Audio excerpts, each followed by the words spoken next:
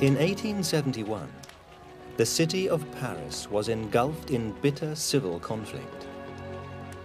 The revolutionaries of the Commune seized the French capital, and 10 weeks of bloodshed ensued.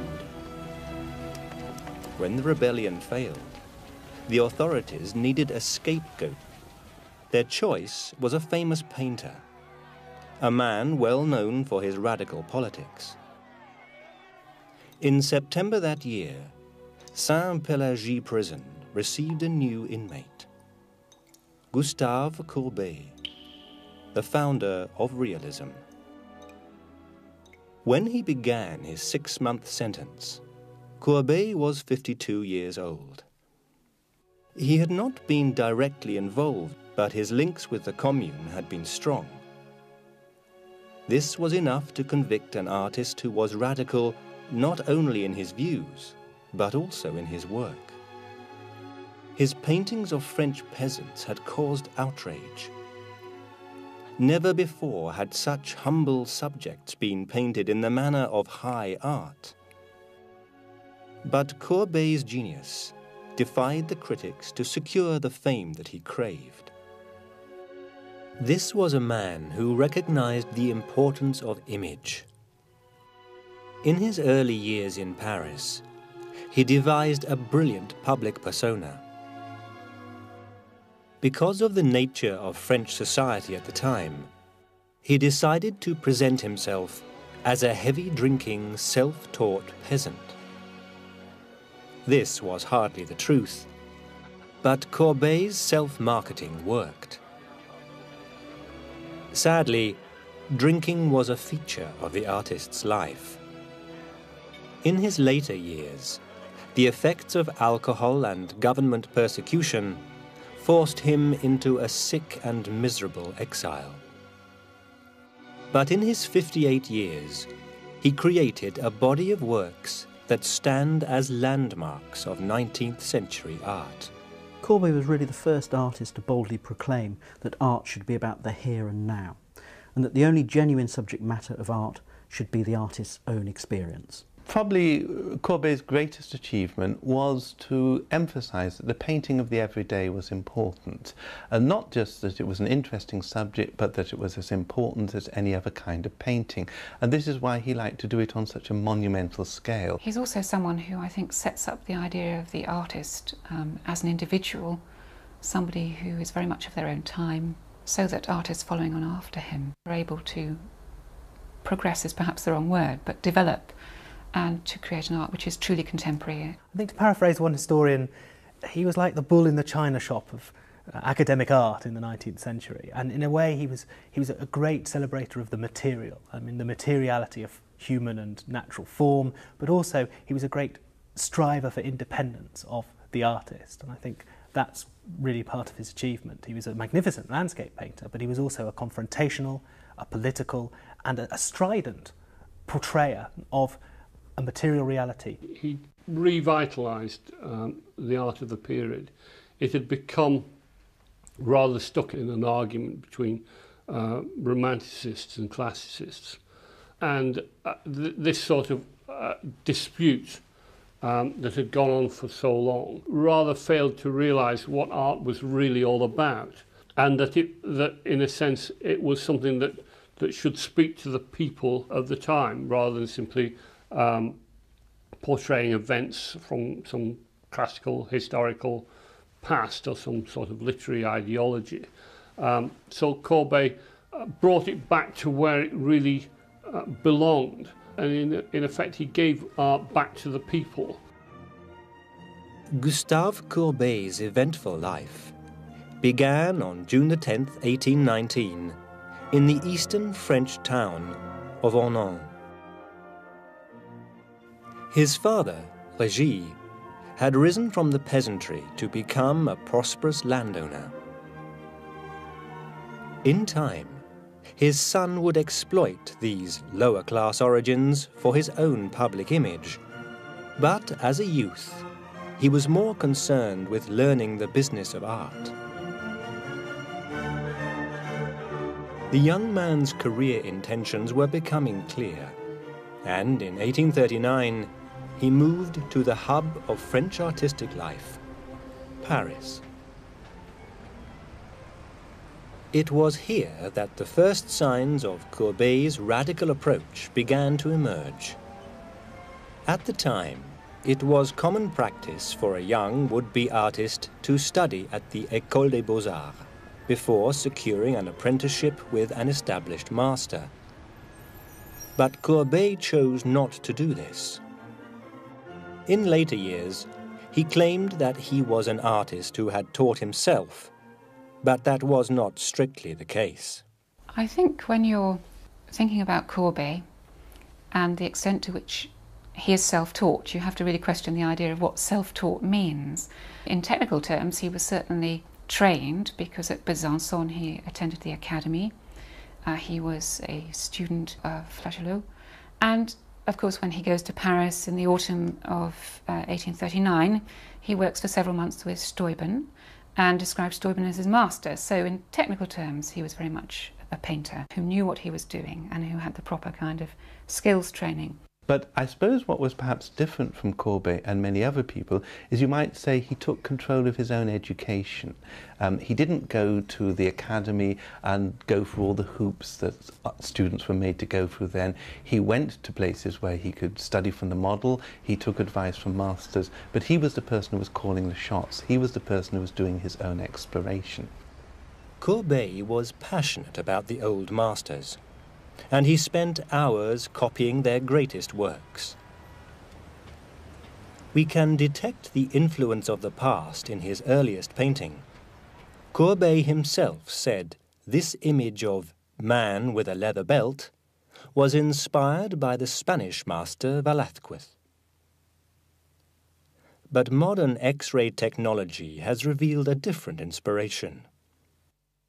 We now know that this dark portrait was painted on top of a copy of a Louvre painting by an even greater old master, the 16th century Venetian artist Titian. The young Courbet also admired the painters of Northern Europe. In 1846, he travelled to Holland and Belgium to visit their art galleries. Courbet's genius was to take influences from the past and mould them with his own artistic spirit into great masterpieces. Courbet was very interested in the art of the past, and when he went to Paris, he had the opportunity, through visiting the Louvre in particular, of seeing the works of many of the great masters. He was particularly interested in painters who we now see as part of a realist tradition. The Spanish painters of the 17th century, painters like Velázquez, for example, who, although he was the court painter, was also somebody painted with a tremendous frankness and directness and wonderful effects. And perhaps most of all, his interest was in Rembrandt, which might surprise us a little bit more, because Rembrandt isn't really very like Courbet to look at.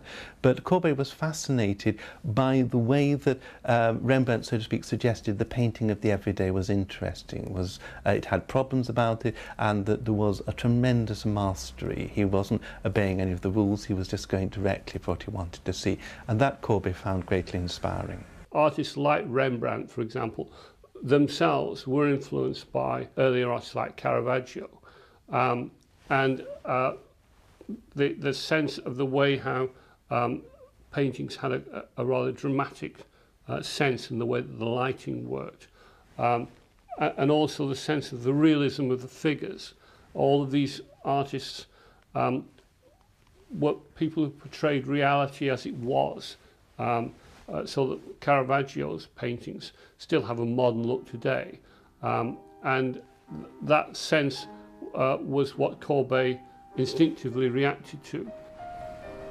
When Courbet visited Holland, he was 27 years old and still far from established as an artist. He struggled to have his works accepted by the Salon, the annual Paris exhibition, that was still the only place to establish a reputation. One of his few paintings that was exhibited there was this image of a man with a black dog. Like many other early Courbet works, this is a self-portrait. The unknown artist's inability to pay for models may explain why he depicted himself so often in his early years.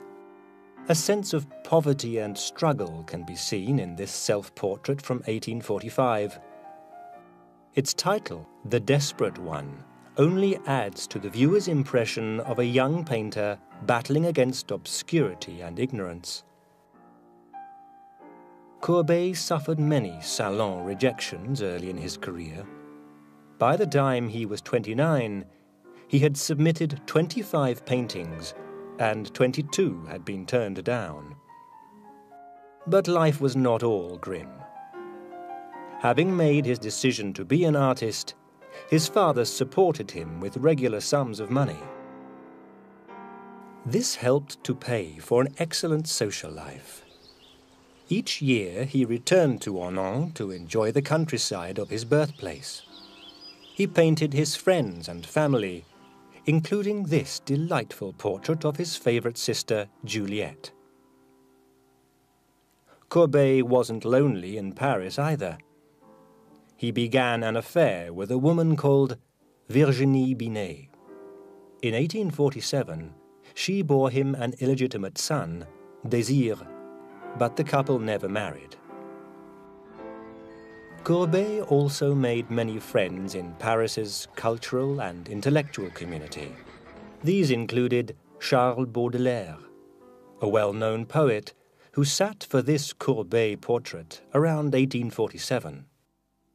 Baudelaire and Courbet were just two of a group of men who met regularly at a night spot called the Brasserie Anglaise. Others included the anarchist philosopher Pierre Proudhon and the writer Jules Champfleury. At the Brasserie, this group of friends discussed a new approach to the political, intellectual, and artistic issues of the day.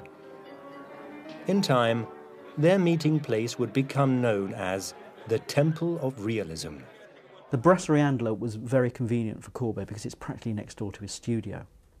But it did become the meeting place for many writers and also politicised figures who felt that society needed to change via democracy and egalitarianism. It's a very chaotic world. It's a very noisy, argumentative world. It's full of people with very different views who are bouncing ideas off one another. And in the middle of it, you have Courbet, this noisy, very opinionated figure. And out of that evolves a particular, I suppose you might call it socialist view, although again it's very varied, one which is very anti-institutional, and one which is looking back, I suppose, for something which is natural, which is true. Courbet's role, I think, in the Brasserie Anglaise was one in which he was really a pivotal figure. The Brasserie Anglaise was a vibrant centre of radical opinion. We might call it a bohemian establishment. It was now that Courbet began to establish his public persona, that of the pipe-smoking, beer-swilling peasant, the radical thinker fighting against poverty to succeed as a self-taught artist. One of the paradoxes about Courbet is he is the great realist painter, so therefore he is the painter about look at what you see, call a spade, be direct. And yet he was also working in a deeply capitalist society, and one in which you might say the artist had to promote themselves. He is very much of that generation where artists begin to become what you might call media figures, figures who have a certain persona, have a certain cachet. And in a way you might say Courbet makes a persona out of the image of the realist artist, of the simple peasant who comes and just does things directly. Some people would say that in fact it was a means of him being able to work within Paris while still remaining apart from it, putting a distance between himself and Paris. He talks himself about having a mask which he puts on, which actually hides a sadness and a bitterness and a sense, I suppose, of loneliness. All artists of his generation strove to, if you like, present and represent themselves as artists, because artists had come to mean something very different for them than it had for generations before, where art as a kind of skill had been passed on through schools, through academies, through workshops. In the 19th century period, there is a sense in which the artist has to sort of assert a particular identity as artist, an identity which means that he's separate from the bourgeois, from which, let's face it, Courbet and many of his ilk actually emerged, but in a sense not just separate from that kind of rather dominant class, but also superior in a way. Much of Courbet's image bore little resemblance to his real personality. He loved to give the impression that he was a rebel, a scourge of authority. In 1848, he had a chance to prove it. In February that year, a Paris uprising succeeded in overthrowing the monarchy of King Louis-Philippe. A new republic was proclaimed, and many of the Bohemian community were involved in its creation. Baudelaire took part in the street fighting. Pierre Proudhon became a member of the new National Assembly and ended up in jail as a result when Louis Napoleon seized power in 1851 and established the Second French Empire. Courbet's contribution to the dramatic events of 1848 was minimal, though he later liked to suggest otherwise. For Courbet, 1848 was far more important for the development of his art. That winter, he created his first great masterpiece, a large canvas portraying his father and 3 of his friends in his hometown. This is After Dinner at Ornans, an image that marked the beginning of Courbet's career as a realist artist. At the time, the official salon favored huge history paintings, depicting scenes from the Bible, mythology, or great historical events. A generation before, the Romantic painters had also made paintings of contemporary events acceptable. But a Romantic masterpiece like Delacroix's Liberty Leading the People was a very different kind of painting from After Dinner at Ornans. We cannot imagine this scene happening for real. Courbet's first masterpiece was different. Over 8 feet long and 6 feet high, its proportions were like those of a history painting. But this is just an ordinary scene of 4 ordinary men relaxing after a meal. At the time, this was seen as an outrage. It is said that Delacroix himself was amazed by the painting. Well, of course, one must first remember that not all critics were outraged by it. Champfleury enjoyed it, of course, perhaps unsurprisingly. But yes, there were critics who were perplexed by it, and part of the central reason for that was that instead of a nice sort of controlling gaze over the kind of happy merry-making of the peasants in an interior, we have a mysterious, monumental, wistful scene in which, in a way, that the viewer is bravely confronted with a reality of which he or she is not particularly aware, a provincial reality, a class reality probably distant from their own. What struck people and outraged them in a sense most of all was its size. It wasn't so much the painting, it was everyone praised it. They said it was very well painted, it was very well observed, a terrific realist technique behind the whole thing. Nobody had any problems with that. The problem was the size. It was that a picture like that, just of people sitting around a table, should take on this monumental significance.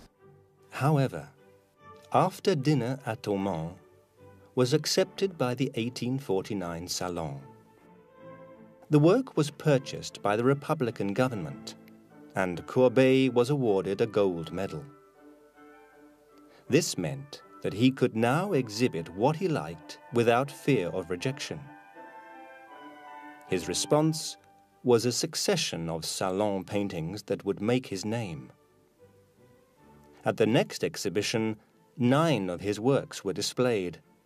Among them, another canvas that provoked an indignant response. This is The Stonebreakers, an image inspired by a real encounter with two roadside labourers some years earlier. Courbet described how he had rarely seen two human beings so miserable as they went about their monotonous toil. Yet this was the reality of daily life for many members of the labouring classes, and the artist's image is a faithful rendition of the bleakness of working life. Sadly, we only have photographs of the work, as the original canvas was destroyed in the Second World War, but we can still gain an idea of the compositional skills which the artist now possessed. I think what strikes us most about the Stonebreakers is that this is not heroic labour. There are plenty of images where these strong, muscle-bound, kind of idealised figures are working. It has a very strong kind of rhythmic effect to it, which increases its power, and also the sense that something is going on. Stones are being broken, some physical activity is taking place. That is all brought together in a very beautiful and powerful manner. But these are brutalised figures. Courbet realised that stone breaking was the kind of lowest of the low employment, and that, if you like, within just a few years the young boy would turn into the old man. Normally in paintings like this, it's given a sort of gloss so that we, the public who goes to the salon and sees these paintings, isn't so fully aware of the harsh realities of what life is like for these people. But for Courbet, if anything, he would play that up, and this became something that the public rather objected to. When The Stonebreakers was shown at the Salon of 1850 to 51, few critics were concerned with the technical skills of the artist. Instead, they condemned what they saw as the sheer ugliness of the work. This peasant scene also provoked a negative reaction. Critics were simply not used to canvases depicting peasant life as it actually was. But of all Courbet's contributions to the 1850-51 Salon, none provoked a greater storm than this monumental canvas, The Burial at Aumont. Its size was overwhelming, 22 feet wide by 10 feet high. Yet this is no majestic scene from history. Instead, we see a simple funeral in the artist's hometown. We know that these are images of real people. When the citizens of Aumont heard of Courbet's plans for the canvas, many begged him to include them in the image. Those that the artist did include were painted life-size. The Burial at Aumont was derided for its apparent ugliness. The two beadle figures cut an especially unimpressive figure. By painting on such a huge scale, Courbet raised the status of the common people at a time when many in the ruling classes feared the potential power of the peasantry.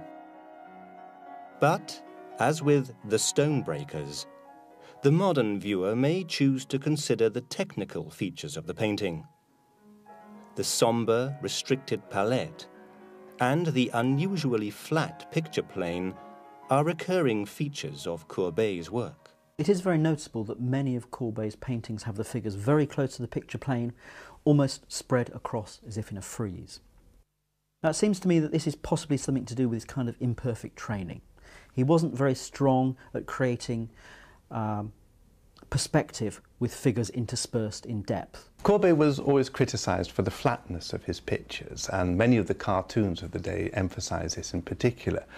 Now, I think one has to make a distinction here between what one might call flatness in the sense of lack of spatial depth being shown in a picture, sort of lack of vistas, and flatness in the sense of lack of volume. Courbet's figures have a lot of volume. They're very three-dimensional. They're almost sculptural, and that solidity comes through. And I think in a way there are two things going on here. One is that he is wanting to emphasize the monumental, the sculptural, by not making his space too deep so that you're aware of the solidity of the figures as they lie along the plane. The other is perhaps more of a cultural point. He was very much influenced in popular art. And he was interested very much in the textures of the clothes that they wore, the implements that they used, the way they interacted with each other as people. And the landscape itself was simply a background, as far as he was concerned, to that particular image. We may now see this amazing canvas in purely artistic terms, but there is no doubt that it was the artist's political views that intrigued many at the time. Courbet's works were scoured in search of a political subtext. This 1853 Salon exhibit provides an example. The Sleeping Spinner again features the flat picture plane and the limited palette that characterize Courbet's greatest realist work. We can also identify a dark tonality achieved by the artist's trademark use of a reddish-brown grounding on the canvas. We might also admire the tenderness with which Courbet has captured the girl's sleeping features. But why is she asleep? Is it because she is exhausted by her endless labors? Courbet suggested to his anarchist friend, Proudhon, that the spinner was a proletarian, a member of the working class identified in Marx's Communist Manifesto just 5 years before. Proudhon was always looking for a political message in his friend's work, and in 1855, he would have been keen to search for radical meaning in this enormous and enigmatic canvas. A Courbet image that may be his finest masterpiece, and which reveals much about the man and his work. The artist's studio.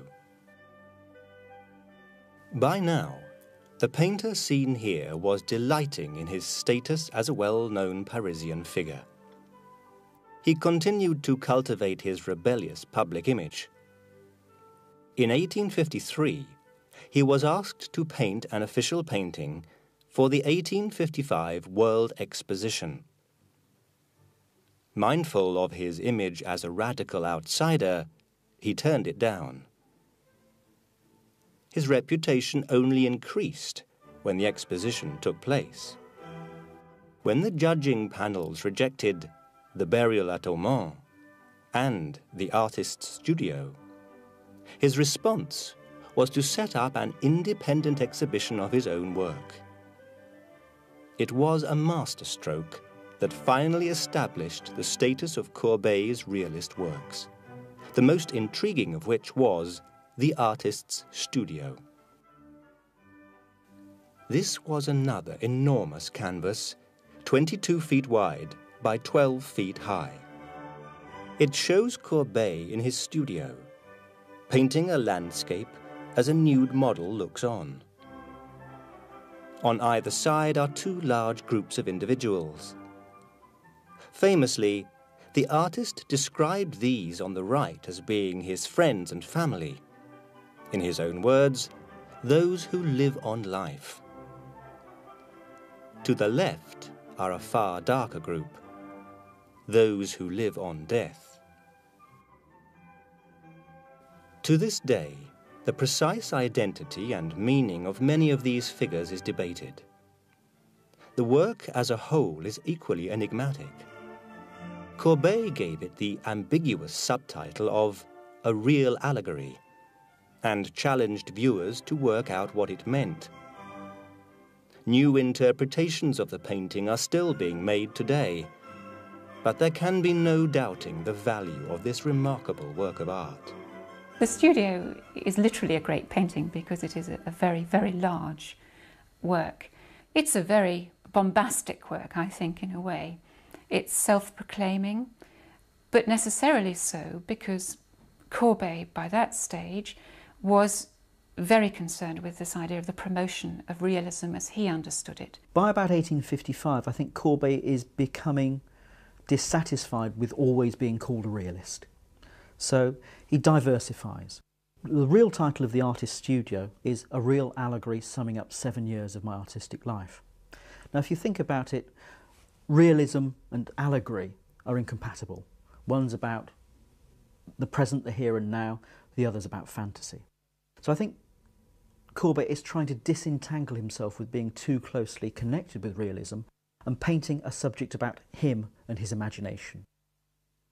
Some of the most significant figures in Courbet's life can be seen in the artist's studio.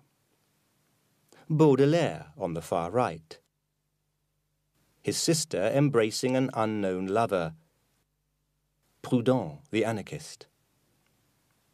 We can also see Alfred Bruyas, a wealthy man who became Courbet's most reliable patron. By the time this great canvas was displayed, Bruyas had already purchased The Sleeping Spinner, as well as this canvas, another image which shocked conservative critics at the Salon of 1853. Perhaps more than any other Courbet painting, The Bathers was perceived as shockingly ugly. Delacroix was critical of the work, though he was more concerned with the lack of meaning in the canvas than the obese, unidealized form of the central female figure. But the merits of Courbet's realism were now increasingly recognized. In 1854, he painted The Winnowers, another peasant image from the artist's time. Courbet declared his intention to record the manners, ideas, and aspects of the age as I saw them, to create a living art. Courbet's idea of living art was actually showing the reality of everyday existence by looking at the humble lives of country folk and also occasionally townspeople. Looking back on it now, we can see that it was, in a sense, a pivotal movement. If we hadn't had Courbet, a lot of these other later art movements simply wouldn't have really been able to get established. Courbet was often prepared to use existing compositions in the creation of his work.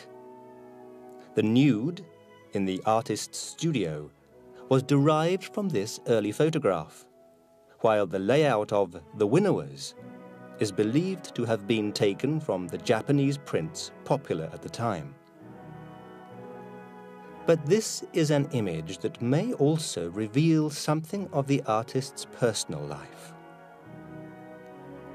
The women here have been identified as 2 of his 3 sisters, while the boy may be his son, Désir. If so, it was the last time he appeared in a painting by his father. By the time Courbet completed this canvas in 1855, his mistress, Virginie Binet, had left him and married another man, taking her child with her. Gustave Courbet would never marry. In one of his most famous remarks, he described a married man as being a reactionary, though he did express some regret at not being able to see his son again. But he was certainly not short of female company. Once, while on holiday, he claimed 2,000 women had asked to be painted by him. He enjoyed affairs with women like Madame Borou, a married woman who sat for this Courbet portrait in 1863. As his career developed, he increasingly turned to the female nude for subject matter, and images like The Woman in the Waves are admired for their warm, natural sensuousness.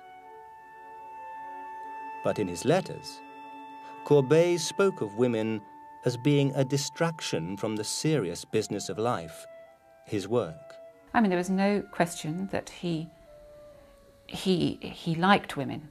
He was sexually attracted to women and found them sexually attractive, and that he produces these very voluptuous, sensual, actually very sexual pieces, very obviously almost pornographic paintings. Some have seen this as him kind of trying to shock a bourgeois public, but in a sense it also betrays, as I think as feminist scholars have seen, a certain amount of anxiety. Courbet, they see him as somehow sort of sharing some of the anxieties, the fear of women, which dominated a basically patriarchal society, and which actually is the flip side of patriarchy. One might say that he was profoundly in love with himself, and perhaps one might say he was too much in love with himself to share himself with anyone else.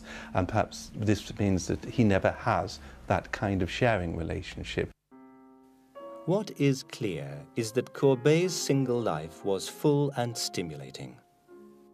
From the early 1850s onwards, he travelled widely across Europe, promoting exhibitions of his own work, as well as finding time for recreation. In 1858 to 59, he spent the winter in Frankfurt, where he particularly enjoyed stag hunting. The inspiration for this dark-toned canvas, which was a huge success at the Salon 2 years later. In 1861, when this canvas was shown, Courbet was in the prime of his life. That year he found time to set up a teaching studio of his own in Paris. The advice he gave his students on the purpose of painting can be seen as a summary of his artistic beliefs. I maintain that painting is an essentially concrete art and can only consist of the representation of real and existing things. It is a completely physical language, the words of which consist of all visible objects. An object which is abstract, not visible, non-existent, is not within the realm of painting. I think Courbet's realism is a product of his countryside environment in Ornans, and it's also a belief that painting shouldn't be about escapism, it shouldn't be about fantasy, but it should be an affirmation of life as it's lived. He was deeply influenced by the wider cultural realist movement, which was so popular in the 1840s, so much associated with radical policies, looking at society in a fresh and analytical way. And in the 1850s, when he's becoming a more established figure, becoming a bit more popular, perhaps he needs to show that he is somebody who has a theory too. So he turns it into a theory. And I think in some ways you might say it was a way of developing his own role, his professional role as a painter. Courbet, when asked to explain his kind of realism, would come out with statements like, well, if you want me to paint an angel, show me one. Courbet's teaching studio only lasted for a few months. By 1862, he was away from Paris once more, enjoying the hospitality of his friend Etienne Baudry near the town of Saintes. It was during this stay in Saintes that he enjoyed his romantic liaison with Madame Bourreau, and this portrait of her was completed the following year. He also executed a number of still-life paintings. Baudry was a keen botanist, and the flower scenes that Courbet painted are some of the best loved of his entire work. By now, Courbet was virtually avoiding the peasant images with which he had made his name. Increasingly, he turned his hand to genre painting. Nudes, such as Woman with a Parrot, took up much of his time. It was a huge success at the 1866 Salon, and surviving letters prove that the artist was ecstatic with the acclaim his work received. He also painted landscapes, and his portrait commissions included this striking 1865 image of Monsieur Naudelet the Elder. His work continued to grow in popularity. But many critics now feel that Courbet's later genre work does not reach the artistic heights of his earlier masterpieces. When he painted The Artist's Studio, Courbet, in a sense, came to the peak of his career. You might say this is the way in which he developed most as a programmatic painter, a painter of large-scale realist subjects which were groundbreaking by giving an importance to subjects that they had not had beforehand. His technique evolved in landscape painting and figure painting throughout his life, and I think it's to sort of see him only as of interest and excitement up until 1855 is to rather underestimate the complexity and the variety of his work after that time. One man who felt that Courbet's later work was in decline was a then struggling young artist from Le Havre. His name was Claude Monet. The two men were acquainted, and Monet may have been aware of Courbet's increasing problems with alcohol in the late 1860s. But in the final year of that decade, as Monet and Renoir gave birth to Impressionism at La Grenouillère near Paris, Courbet was on the Normandy coast at Étretat. The old realist master was not finished yet. That summer, he painted a series of canvases that proved that his artistic powers were still intact. Once again, he turned his attention to genre work, in this case, seascapes. Like other artists before and since, he was inspired by the rugged cliffs and coastlines of the Étretat region. The results were some of the best images of his later career. This canvas, entitled The Cliff After the Storm, gives us a flavour of Courbet's seascape work. The cliffs at Étretat had this very famous geological feature, this rock arch, and Courbet captures that, but he also captures the effects of the weather, so the change in the weather after this great storm and the kind of cleansing effect that the good weather's having on the environment. You could be standing on that beach, you could be sensing the sea air, you could be hearing the sound of the waves, because you are brought close up to the sea itself, and that is the main subject of the painting. You're not given a little narrative scene to lead you in. You don't need that, because the power and the force of nature is something which he's dealing with directly. As the 1870s dawned, the painter of this calm yet dramatic scene was a 50-year-old man of wealth and fame. But Courbet's fortunes were about to take an unfortunate and irreversible turn. Rheumatism and alcohol abuse began to take their toll on his body, but he was still capable of making a defiant public gesture. In June 1870, he was offered the Legion of Honor by the French imperial government. He rejected it, explaining that art did not need the formal approval of the state. But his decision to turn down the award would lead indirectly to the artist's imprisonment and eventual exile. In July 1870, the Franco-Prussian War broke out. Following the French defeat just weeks later, the country was plunged into chaos, culminating in the 10 revolutionary weeks of the Paris Commune of 1871. Courbet's snub to the pre-war government was remembered favorably during this time. As a result, he became president of the Republican Arts Commission and then a member of the Commune itself. On May the 16th, the revolutionaries made an order for the Place Vendôme column to be toppled. Though Courbet was not directly involved in the decision, This photograph shows him clearly beside the fallen monument. 12 days later, the Commune fell, and 10 days after that, Courbet was arrested. The new government needed a high-profile scapegoat for the column's destruction, and the self-styled rebel Courbet fitted the bill perfectly. In September 1871, he began a 6-month sentence at Saint-Pélagie prison. After his release from custody in March 1872, he returned to his hometown of Aumont. But he was now increasingly ill with rheumatism and a liver disease that his alcoholism did nothing to help. Persecution by the government also continued.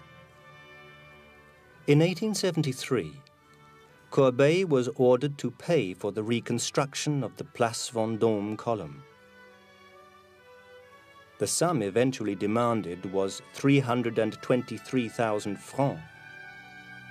It was a harsh judgment that the artist had no intention of complying with. In July 1873, he left France for Switzerland. He would never return. Despite his sadness and his increasing ill health, Courbet continued to paint while in exile. A visit from his father inspired this dignified portrait. While this view of the sunset on Lake Geneva confirmed that his seascape skills were still present. In early 1877, Courbet contracted the kidney disease dropsy. He died on December the 31st that year in the Swiss town of Tours-le-Pels. He was 58 years old.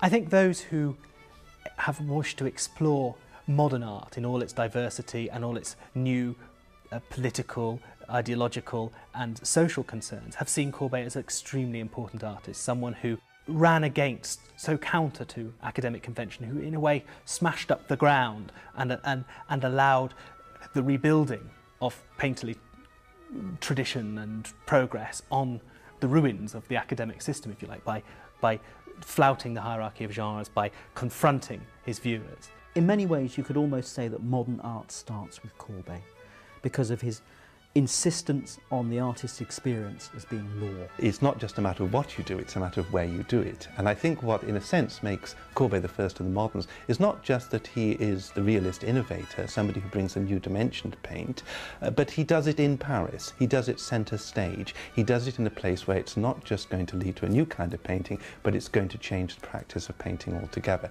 And in that sense, I think that is his great achievement.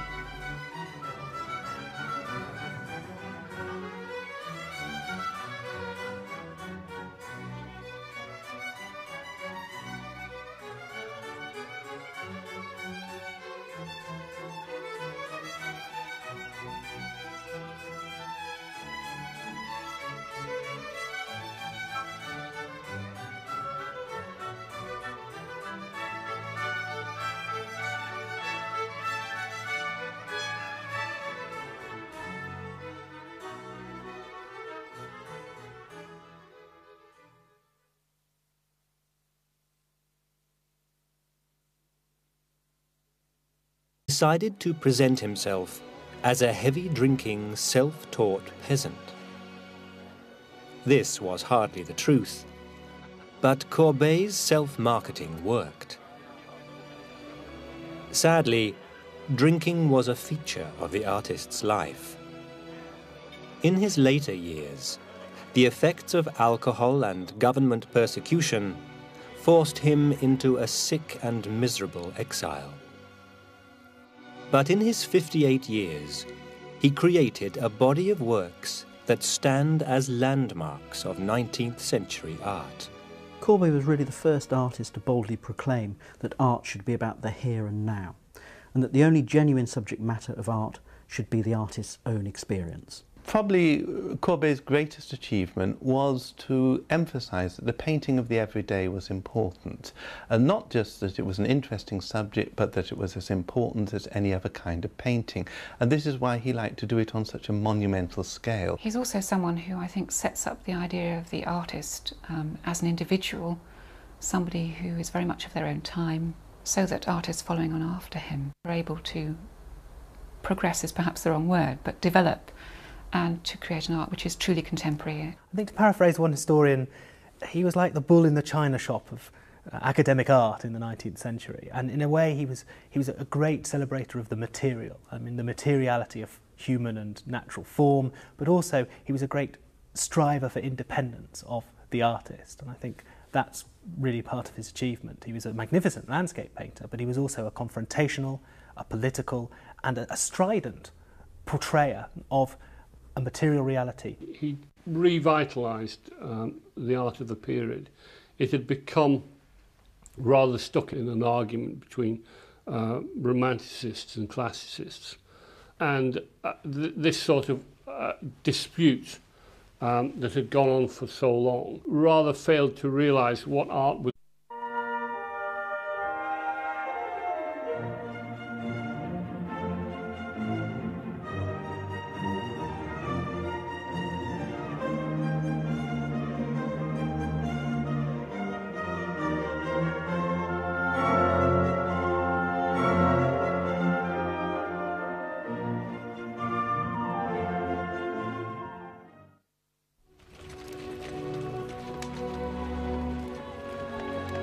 In 1871, the city of Paris was engulfed in bitter civil conflict.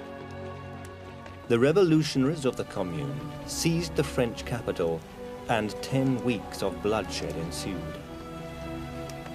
When the rebellion failed, the authorities needed a scapegoat. Their choice was a famous painter, a man well known for his radical politics.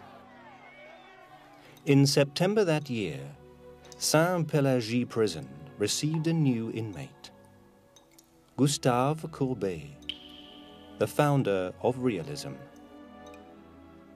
When he began his 6-month sentence, Courbet was 52 years old. He had not been directly involved, but his links with the Commune had been strong. This was enough to convict an artist who was radical not only in his views, but also in his work. His paintings of French peasants had caused outrage.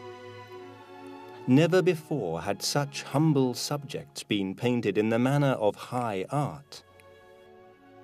But Courbet's genius defied the critics to secure the fame that he craved. This was a man who recognized the importance of image. In his early years in Paris, he devised a brilliant public persona. Because of the nature of French society at the time, he did was really all about, and that in a sense it was something that should speak to the people of the time rather than simply portraying events from some classical historical past or some sort of literary ideology. So Courbet brought it back to where it really belonged, and in effect he gave art back to the people. Gustave Courbet's eventful life began on June the 10th, 1819, in the eastern French town of Ornans. His father, Régis, had risen from the peasantry to become a prosperous landowner. In time, his son would exploit these lower-class origins for his own public image. But as a youth, he was more concerned with learning the business of art.